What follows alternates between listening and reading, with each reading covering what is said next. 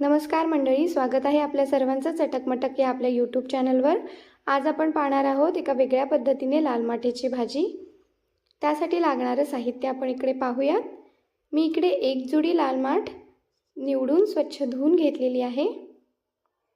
त्याचबरोबर एक छोट्या आकाराचा बटाटा साली काढून कट करून घेतलेला आहे। एक मिरची मोठ्या आकारामध्ये कट करून मी घेतलेली आहे। इकडे एक कांदा कट करून घेतलेला आहे आणि मसाल्यामध्ये मी इकडे मीठ आणि लाल तिखट घेते। कमी साहित्यामध्ये आपण ही भाजी अतिशय रुचकर पद्धतीने कशी बनवता येईल हे पाहूयात। इकडे मी एक कढई गरम करायला ठेवली आहे।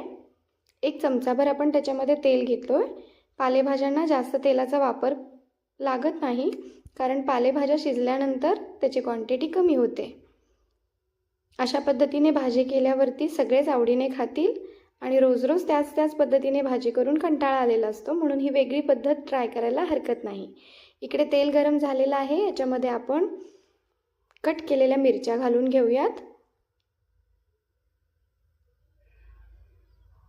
आता मिरचीचा रंग बदलेपर्यंत आपण त्याला परतून घेऊया।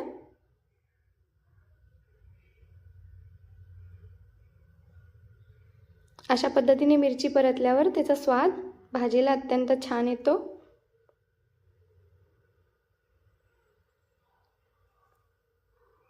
मिरचीचा कच्चेपणा गेलेला आहे। आता आपण याच्यामध्ये कट केलेला कांदा घालून घेऊया।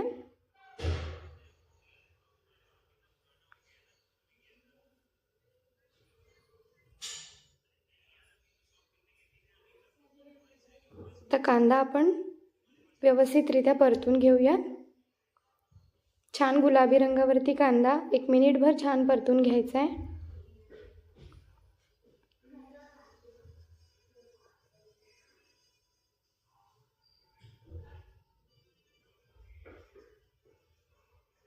आता मिनिटभर कांदा परतल्यानंतर कांद्याचा रंग आपण पाहू शकताय, थोडासा मऊ झालेला आहे, रंगही बदललेला आहे। या स्टेजवर आपण पाण्यात ठेवलेला आपला बटाटा आपण याच्यामध्ये घालणार आहोत।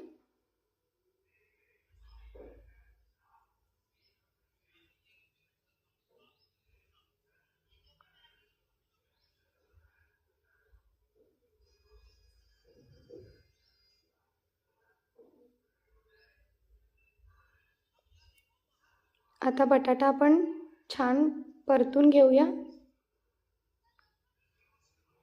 या स्टेजवरती आपण याच्यामध्ये थोडंसं लाल तिखटही घालणार आहोत।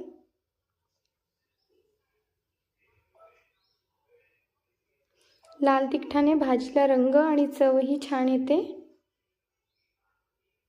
हे माझं घरगुती लाल तिखट आहे। तुम्ही कोणत्याही पद्धतीचं तिखट यामध्ये वापरू शकता।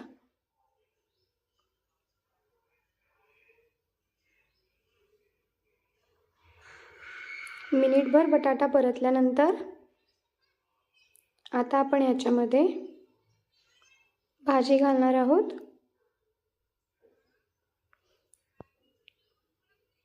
भाजी धुवून घेतलेली असल्यामुळे त्याच्यामध्ये पाणी आहे आणि त्याच पाण्यावरती आपण ही भाजी शिजवून घेणार आहोत। याला वेगळं पाणी लागत नाही आणि याच पाण्यामध्ये बटाटाही आपला शिजतो आणि बटाट्याला भाजीची एक वेगळी चव येते, त्यामुळे तो खायलाही छान लागतो। आणि लाल माठ्याच्या भाजीमुळे बटाट्याचा रंगही बदलतो, जो पाहून मुलंही आवडीने खातील। ही भाजी तुम्ही टिफिनलाही देऊ शकता। लाल माठीच्या भाजीमध्ये रक्तवाढीचे चांगले पोषक तत्व असतात, शिवाय बटाट्यामध्ये पोटॅशियम असतं, त्यामुळे लहान मुलांना किंवा मिस्टरांना टिफिनला ही भाजी अवश्य द्या।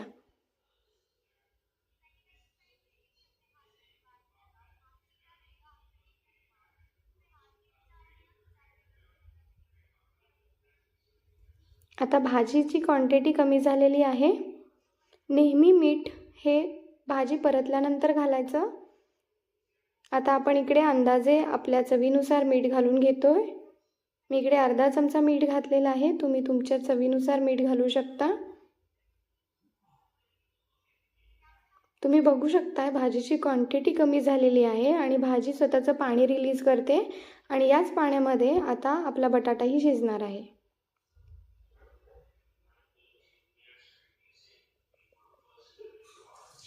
आता आपली भाजी छान परतून झाली आहे.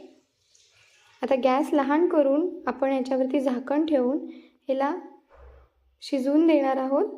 बटाटाही त्यामध्ये शिजणार आहे.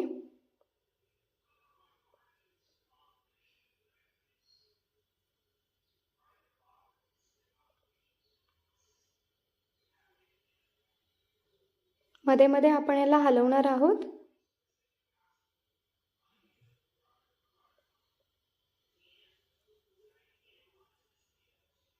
बघून घेऊयात. भाजीमधलं पाणी आटलेलं आहे. मी मध्ये 1-2दा चेक केलं होतं.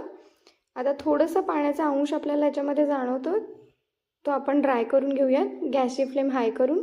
बटाटाही इथं आपला उत्तमरित्या शिजलेला दिसतोय आणि रंगही बटाट्याला अतिशय सुंदर आलेला आहे. हे पाहून कुणालाही खावीशी वाटेल अशी ही भाजी तयार होते आणि चवीला अप्रतिम लागते. तुम्ही याला चपातीबरोबर खाऊ शकता, वरण भाताबरोबरही छान लागते. अशा पद्धतीने तुम्ही ही भाजी एकदा नक्की करून बघा. घरी सर्वांना नक्की आवडेल. सर्व करून घेऊया.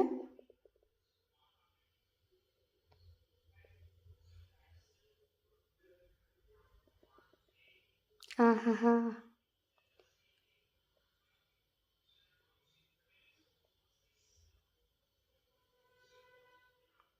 अशाच टेस्टी रुचकर रेसिपीसाठी माझ्या चॅनलला सबस्क्राईब करायला विसरू नका.